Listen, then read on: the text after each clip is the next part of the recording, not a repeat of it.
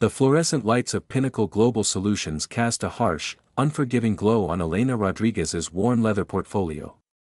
Her hands, calloused from years of working multiple jobs, trembled slightly as she adjusted her meticulously pressed blazer, a recent thrift store find that represented months of careful saving in strategic alteration. At 28, Elena carried the weight of generations of struggle. Her mother, Maria, had been a housekeeper, and her father, Carlos, a construction worker who had worked himself to the bone until a workplace accident left him permanently disabled. Growing up in a tiny apartment in the working-class neighborhood of East Los Angeles, Elena had learned early that survival meant more than just hard work. It meant being invisible, adaptable, and relentlessly resilient. The gleaming marble floors of Pinnacle's corporate headquarters seemed to mock her very existence. Each click of her sensible but carefully polished black shoes echoed like a challenge against the pristine environment. Around her, executives moved with a fluid confidence that spoke of generational wealth, private school educations, and networks built over champagne brunches and exclusive golf clubs. Elena had graduated from a state university, working nights as a waitress and taking online classes, graduating with honors in business administration. Every academic achievement had been a battle, every scholarship a lifeline, every opportunity hard-won through sheer determination. Today was her first day as a junior market analyst, a position she had secured after a grueling series of interviews and a recommendation from a professor who had recognized her exceptional analytical skills. She was acutely aware that she represented more than just herself. She was the embodiment of her family's hopes, the first in her lineage to break into the corporate world. Across the expansive open-plan office, Marcus Worthington III surveyed the workspace like a monarch inspecting his domain.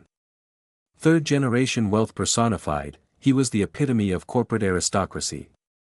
His tailored Tom Ford suit, likely worth more than Elena's monthly rent, draped effortlessly on his athletic frame. Perfectly coiffed salt and pepper hair, a Rolex that could fund a year of her mother's medical expenses, and shoes that probably cost more than her entire wardrobe completed his image of unassailable privilege. Marcus was the heir apparent to Worthington Investments, a family dynasty that had weathered economic storms and built generational wealth through strategic acquisitions and ruthless business practices. Where Elena saw opportunity as a precious, hard-fought treasure, Marcus saw it as an entitlement, a birthright that required minimal effort. Their worlds were about to collide in a way neither could anticipate. As Elena navigated the maze of cubicles, she caught Marcus's dismissive glance. It was a look she knew well, the kind that categorized people into neat, hierarchical boxes. To him, she was just another statistic, another diversity hire, another token attempt at corporate inclusivity. What Marcus didn't know was that Elena Rodriguez was far from a token.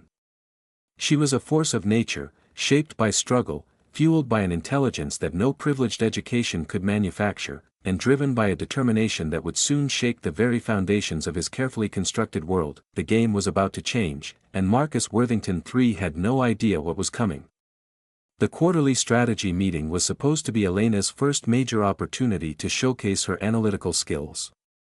She had spent weeks preparing her market research report, meticulously cross-referencing data, developing innovative insights that challenged conventional thinking. As the junior analysts were invited to present, Elena stepped forward, her presentation carefully loaded onto the conference room's massive screen.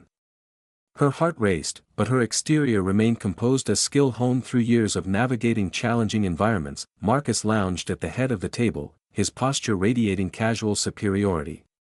When Elena began her presentation, his lips curled into a subtle smirk that didn't go unnoticed by the room.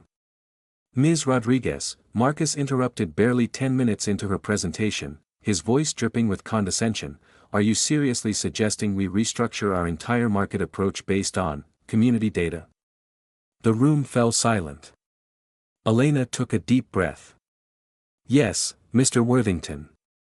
The demographic shift in urban markets represents a significant what?" Marcus cut her off, pushing back from the conference table. "A significant fantasy? These are the kind of recommendations I'd expect from a community college intern, not a professional at Pinnacle." Whispers rippled through the room. Some executives exchanged knowing glances. Others looked uncomfortable but said nothing. Elena felt the blood drain from her face. Years of struggle, of late-night studying, of proving herself condensed into this moment of public humiliation. Her carefully prepared chart seemed to blur before her eyes. With all due respect, Elena started, her voice remarkably steady. The data clearly indicates data. Marcus laughed, a sharp, dismissive sound that seemed to slice through the room. I've seen more convincing presentations from my nephew's high school economics project. Tell me, Rodriguez, did you prepare this between shifts at your second job? The room collectively held its breath. It was a deliberate low blow, designed to remind everyone of her working-class background. In that moment, Elena experienced a tsunami of emotions. Anger burned through her veins, anger at the systemic dismissal, at the casual cruelty, at the unspoken but clearly demonstrated belief that she didn't belong. Internally, her thoughts churned with a maelstrom of hurt and defiance. They won't break me. Not after everything my family has sacrificed. Not after everything I've overcome. Senior executives avoided direct eye contact. HR representatives shifted uncomfortably. The subtle, insidious nature of workplace discrimination played out in real time, not through overt rejection, but through calculated humiliation. Marcus leaned back, clearly believing he had effectively silenced her. Perhaps we should table this creative interpretation of market trends and return to our established strategy. Elena's hands, hidden beneath the conference table, clenched into tight fists. Her perfectly manicured exterior concealed a resolve forged in the crucible of generational struggle. This wasn't just a professional setback. This was a declaration of war. The night of her humiliation, Elena sat in her small apartment, surrounded by spreadsheets, professional development books, and a board that would make any strategic planner proud. Her laptop screen flickered with online courses, professional certifications, and industry networking opportunities. This isn't just about revenge, she whispered to herself, tracing her finger along a meticulously drawn timeline. This is about systemic transformation. Elena understood that true power wasn't about momentary triumph, but about fundamental change. She began a rigorous self-improvement protocol that would become her personal mission. Each day was strategically planned. 5 to 00 a.m., wake up, morning meditation and visualization. 5 to 30 a.m., intensive language learning, Mandarin and Spanish business communication. 6 to 30 a.m., technical skill development, advanced data analytics, machine learning courses. 8 to 00 a.m., work at Pinnacle. 6 to 00 p.m., evening networking events. Professional workshops. 10 to 00 p.m., strategic planning and personal study. Her psychological preparation was as methodical as her professional development. She began working with Dr. Amelia Chen, a performance psychologist specializing in professional resilience. Their sessions weren't just about healing, they were about strategic emotional reconstruction. Revenge is a dish best served cold, Dr. Chen would quote, but transformation is a banquet you prepare carefully. Elena invested in herself comprehensively.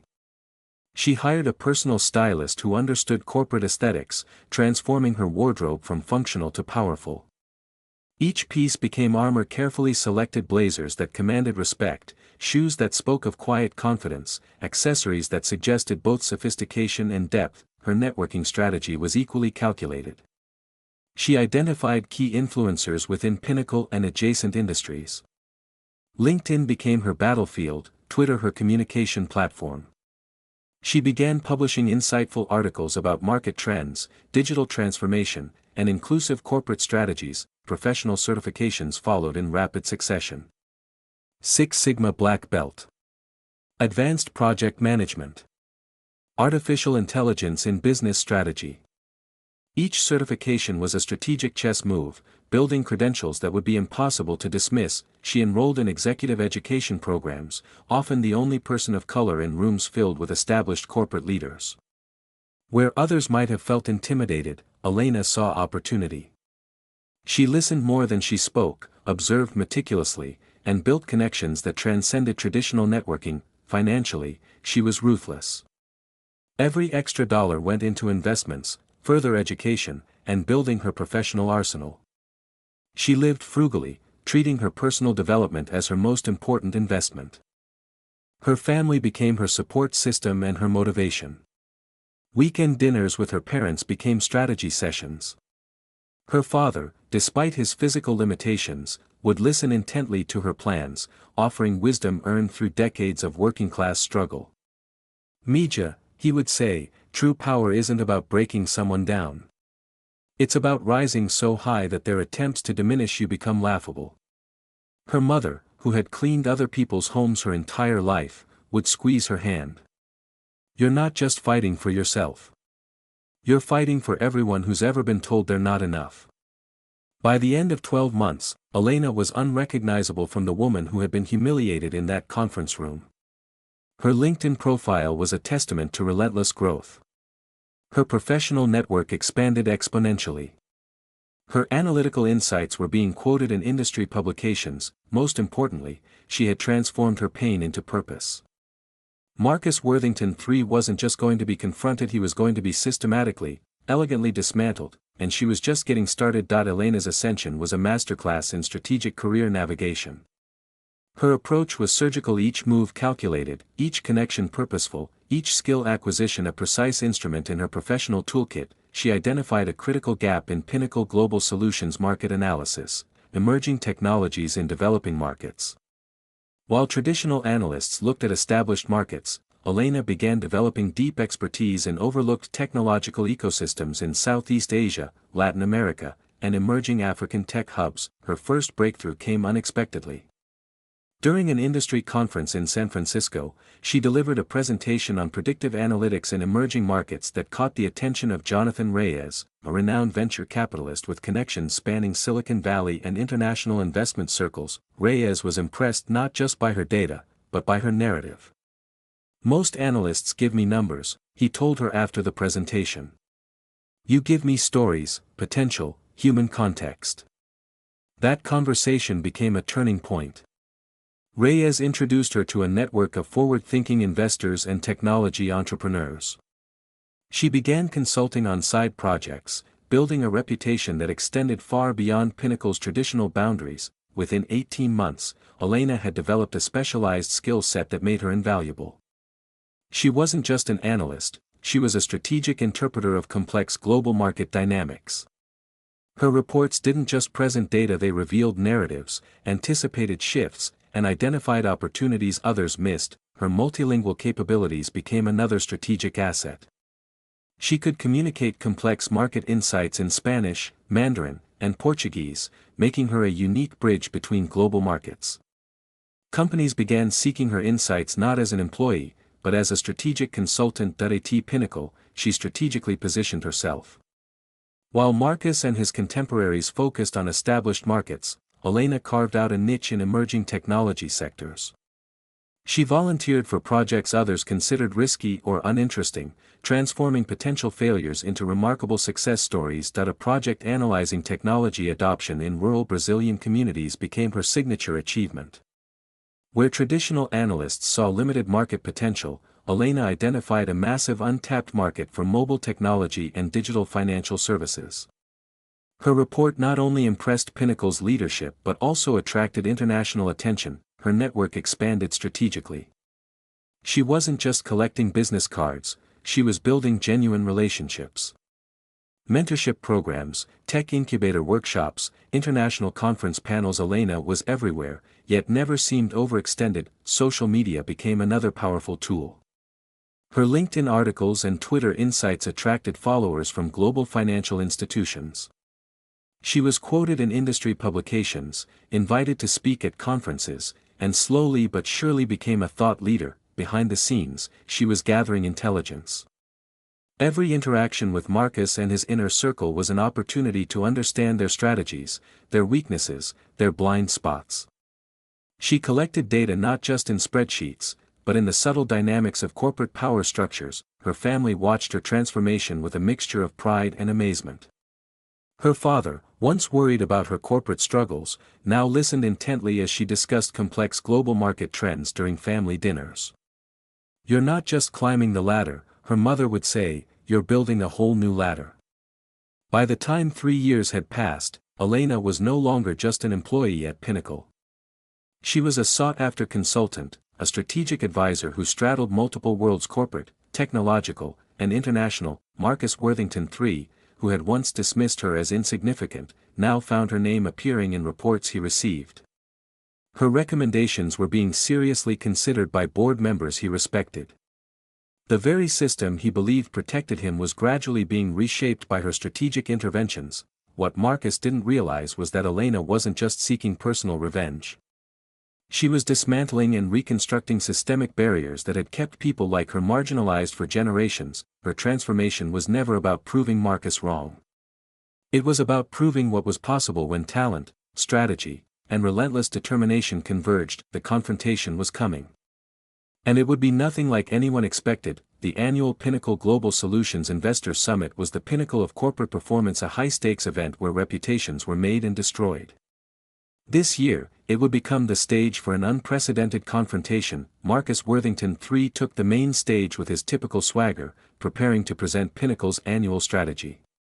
He wore a custom Brioni suit, his confidence radiating through the grand ballroom filled with international investors, board members, and media representatives. Elena sat in the third row, her posture calm, her portfolio meticulously prepared.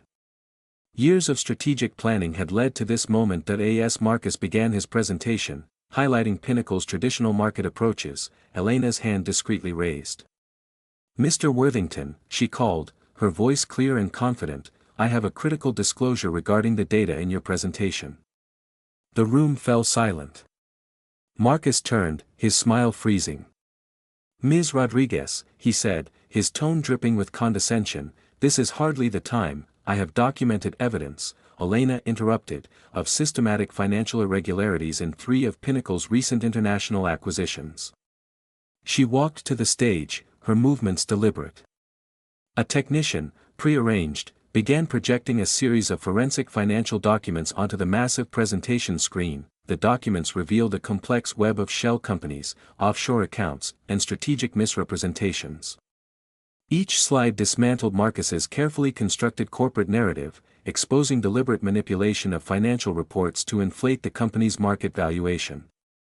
"These documents," Elena explained, her voice steady, "demonstrate how Pinnacle has been artificially inflating its market value by creating fictional revenue streams in emerging markets." Board members shifted uncomfortably.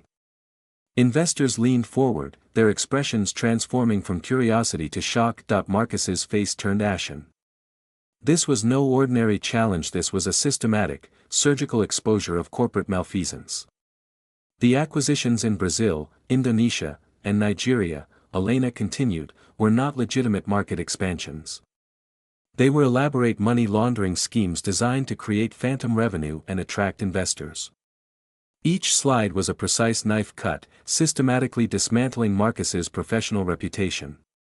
Financial trails, email communications, hidden offshore transactions, all meticulously documented and verified. "How dare you," Marcus sputtered, "this is verifiable," Elena finished his sentence. "Every document is authenticated.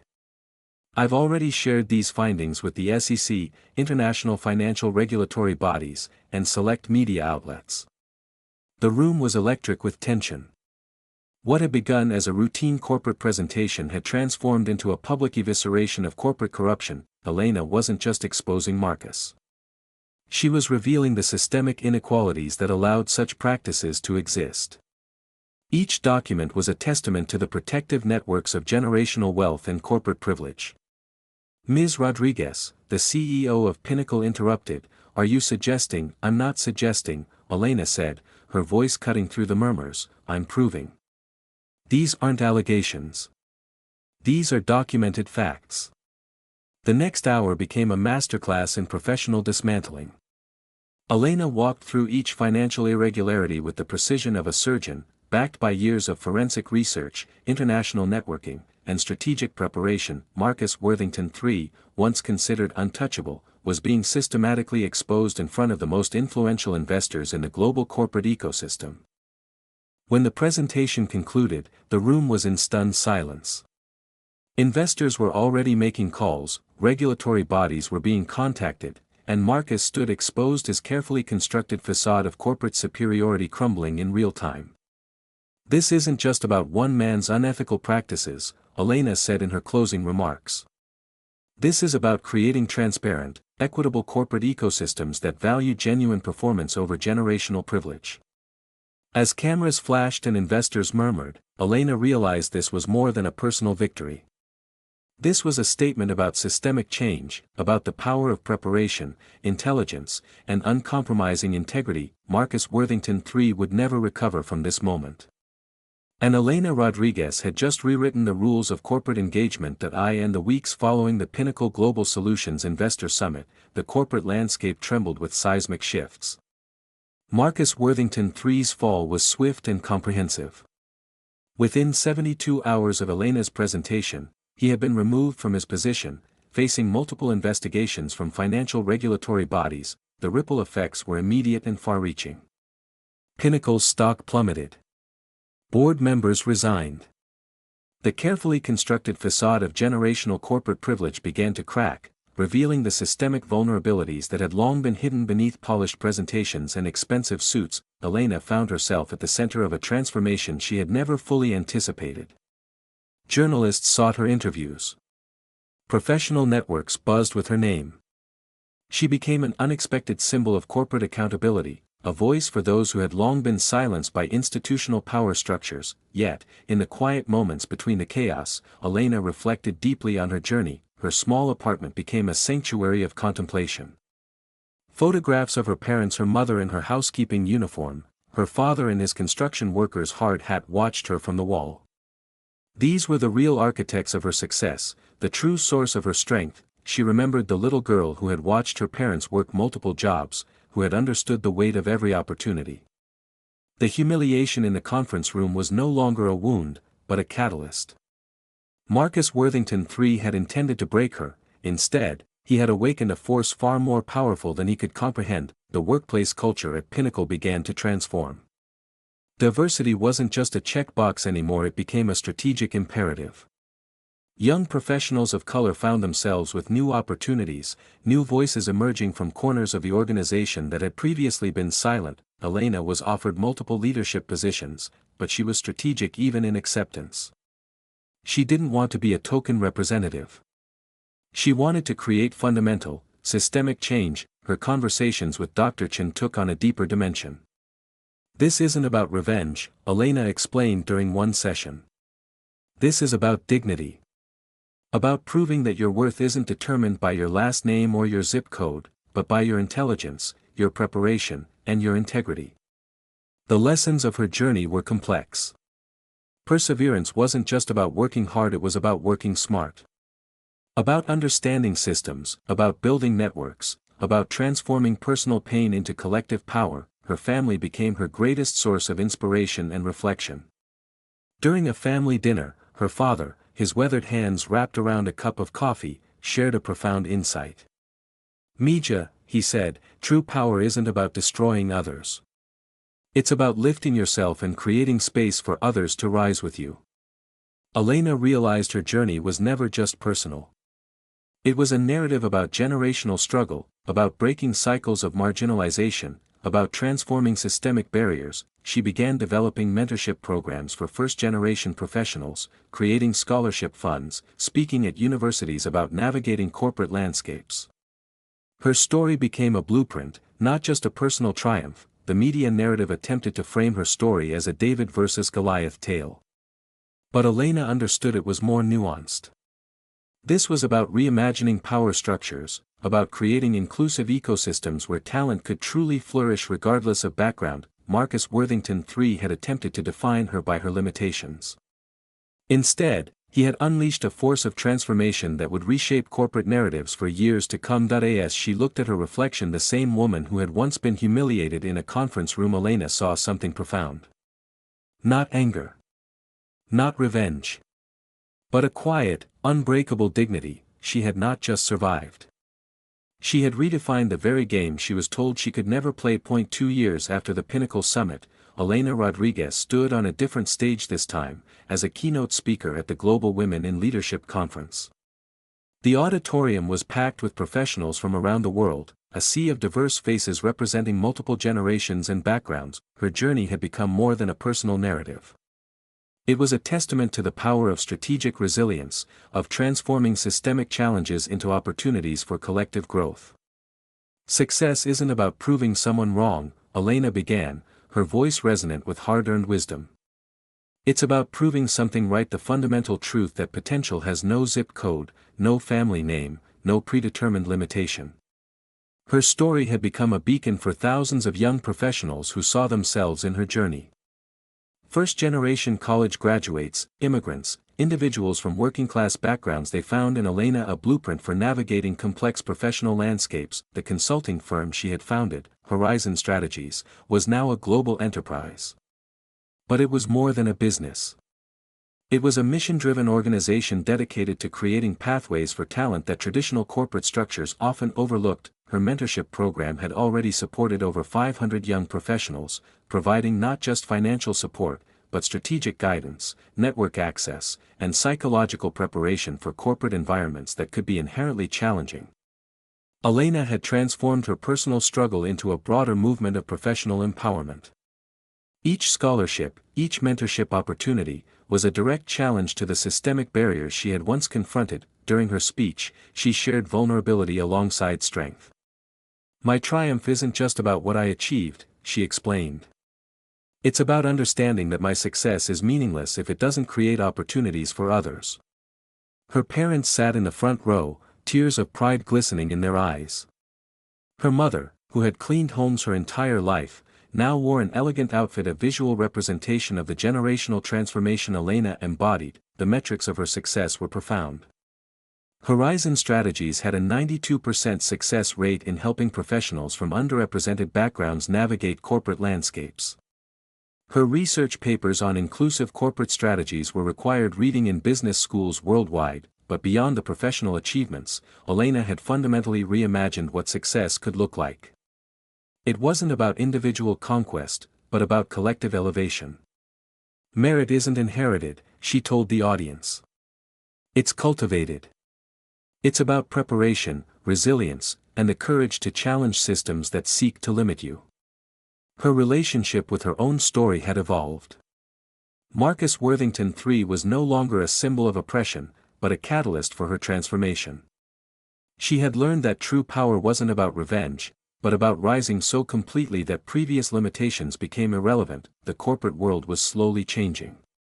Companies were beginning to understand that diversity wasn't just a moral imperative, but a strategic advantage. Elena was at the forefront of this transformation, not as a spokesperson, but as a living example. "Your background is not your barrier," she concluded. "It's your unique perspective. Your struggle is not your weakness. It's your greatest strength." As she walked off the stage, the standing ovation was more than just appreciation. It was a collective recognition of a journey that represented hope, possibility, and the extraordinary potential that emerges when systemic barriers are challenged with intelligence, strategy, and unwavering dignity. Elena Rodriguez had done more than succeed. She had redefined success itself. In the hallway, surrounded by young professionals seeking her guidance, she caught her reflection in a glass window. The little girl from East Los Angeles looked back at her, no longer invisible, no longer marginalized, but powerful, purposeful, and profoundly free. 5 years later, where are they now? Elena Rodriguez had become more than a success story, she was a movement. Horizon Strategies had expanded globally, with offices in New York, Sao Paulo, Mumbai, and Lagos. The organization had directly supported over 2,500 professionals from marginalized backgrounds, creating a network of changemakers who were transforming industries from within. Marcus Worthington III? His fall from grace was complete. After the Pinnacle scandal, he had become a cautionary tale in business schools, a symbol of the outdated corporate privilege that could no longer survive in a truly meritocratic world. But this wasn't just about individual triumph. It was about systemic transformation. The Elena Rodriguez Scholarship Fund had become a powerful vehicle for change. Each year, it provided not just financial support, but comprehensive mentorship for first-generation professionals. The program went beyond traditional scholarships, offering leadership training, strategic networking opportunities, and psychological preparation for navigating complex professional landscapes. Statistical impacts were profound. 87% of scholarship recipients secured leadership positions within 5 years of graduation. 92% reported breaking generational economic barriers. Multiple industries saw increased diversity in leadership roles. Elena's impact extended far beyond corporate corridors. She had become a global thought leader, challenging traditional narratives about success, privilege, and potential. Her TED Talk, Redefining Merit, had over 50 million views. Her book, Beyond Boundaries, was translated into 23 languages. Universities around the world used her story as a case study in leadership, resilience, and social mobility, but for Elena, the most meaningful impact was personal. The stories of transformation she witnessed daily. Maria Gonzalez, a scholarship recipient, had become the first in her immigrant family to lead a tech innovation team. Jason Williams, another mentee, had transformed his family's economic trajectory by becoming a senior executive in renewable energy. These weren't just success stories. They were revolutions written in human potential.